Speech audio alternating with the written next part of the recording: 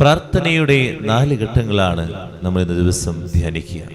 പ്രാർത്ഥനയ്ക്ക് 4 ഘട്ടങ്ങൾ നമ്മുടെ ജീവിതത്തിൽ ഉണ്ടാകണം. പ്രാർത്ഥിക്കുമ്പോൾ ഇത് നമ്മൾ നമ്മുടെ ജീവിതത്തിൽ കൊണ്ടുവരികയും ഓർക്കുകയും ചെയ്യണം.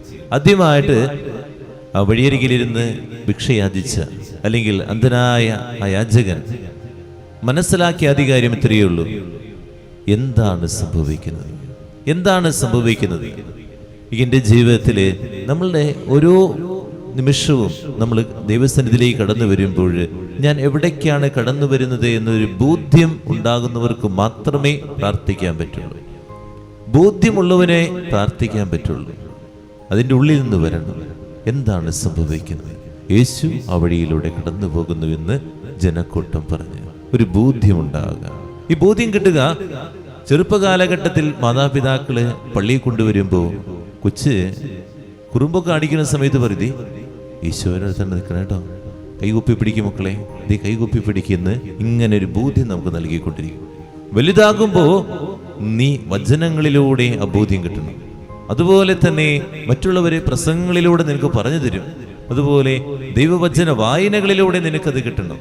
ആ ബോധ്യം നിനക്കുണ്ടോ എന്നുള്ളതാണ്. നീ ഇവിടെ നിൽക്കുമ്പോൾ ഓർക്കുക, എൻ്റെ ദൈവത്തിൻ്റെ സന്നിധിയിലാണെന്നൊരു ബോധ്യം. ഈ അപ്പത്തിൽ എൻ്റെ ദിവികാരുണ്യനാഥൻ എഴുന്നള്ളിരിക്കുന്നൊരു ബോധ്യം.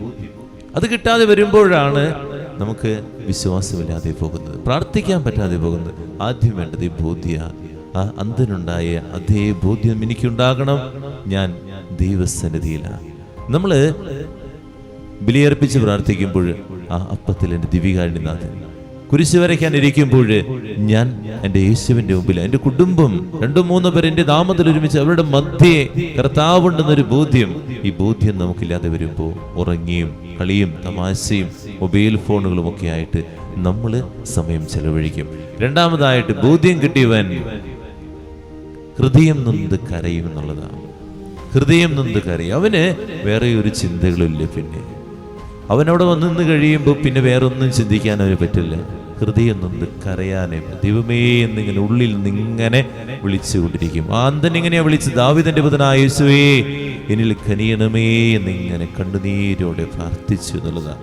ഉള്ളിൽ നിന്ന് ഉൾവിളികളാണ് പ്രാർത്ഥന എന്ന് പറയുന്നത്. അതെനിക്ക് കിട്ടിയിട്ടുണ്ടോ എന്നുള്ളതാണ്. ബോധ്യമുള്ളവനെ അങ്ങനെ വിളിക്കാൻ പറ്റുള്ളൂ. ബോധ്യമുള്ളവനെ അങ്ങനെ കാണാൻ പറ്റുള്ളൂ.